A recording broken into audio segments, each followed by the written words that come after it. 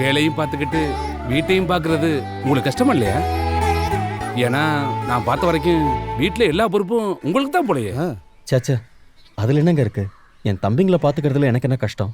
சந்தோஷம்தான். ம். தம்பி, நான் இப்படி கேட்குறேன்னு தப்பா நினைக்காதீங்க. உங்களை எங்க எல்லாருக்குமே ரொம்ப பிடிச்சிருக்கு. ஆனா தம்பி, பொண்ணோட அப்பாவா நான் பேசுறேன். 5 ஆம்பளைங்களுக்கு இடையில ஒரு பொண்ணை கொடுக்கறதுக்கு யாரா இருந்தாலும் யோசிக்க தானே செய்வாங்க. அதனால தம்பி, தம்பிகளை நீங்க பாத்துக்கிறது வச்சுக்கிறது அது எல்லாமே சரிதான். கொஞ்சம் அவங்கள நீங்க தள்ளி இருந்தும் பாத்துக்கலாமே.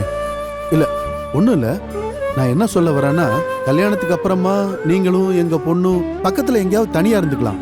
உங்க குடும்பம் இங்கேயே இருக்கட்டும். அடிக்கடி நீங்க வந்து பாத்துக்கலாம்.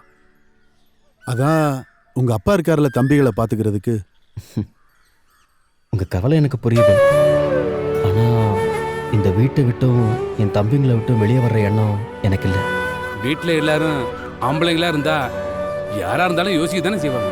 ஐயோ, நான் உங்களை தப்பா எதுவும் சொல்லலையே சார். இந்த மாதிரி சொல்றது நீங்க முதல் ஆள் இல்லை. ஏற்கனவே பல பேர் கேட்ட விஷயம்தான். ஆனா என் தம்பிங்களை விட்டுட்டு எனக்கு ஒரு விஷயம் நான் யோசிச்சதும் இல்லை, இனிமே யோசிக்க போறதும் இல்லை. என் கடைசி தம்பி பல்லவனுக்கும் எனக்கும் 12 வயசு வித்தியாசம்.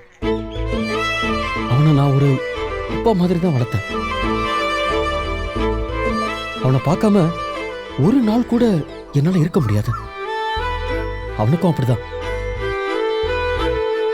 அவன் மட்டும் இல்ல, என்னோட 3 தம்பிங்களும் எனக்கு ரொம்ப முக்கியம். அவங்கள விட்டு கொடுத்தாதான் எனக்கு ஏதாவது நல்லது நடக்கும்னா எனக்கு அப்படி ஒரு நல்லதே வேண்டாம் சார்.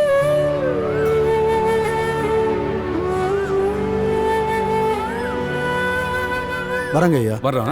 வரேன் அப்புறம் வரேன் தம்பி. வரேன். சரிங்க, போயிட்டு வாங்க. வரேன் தம்பி.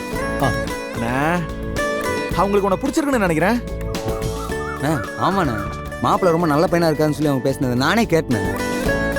ஆமா, தனியாக அவனை கூப்பிட்டு போய் என்ன கேட்டாங்க? ஒன்றும் இல்லடா, சும்மா தான் பேசிட்டு இருந்தாங்க.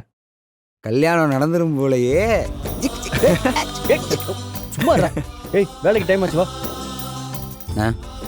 நம்ம அண்ணன் கல்யாணம் நடந்துருவீங்க. அதெல்லாம் நடக்கும்டா. அதான் ஐயனார் துணை இருக்கே.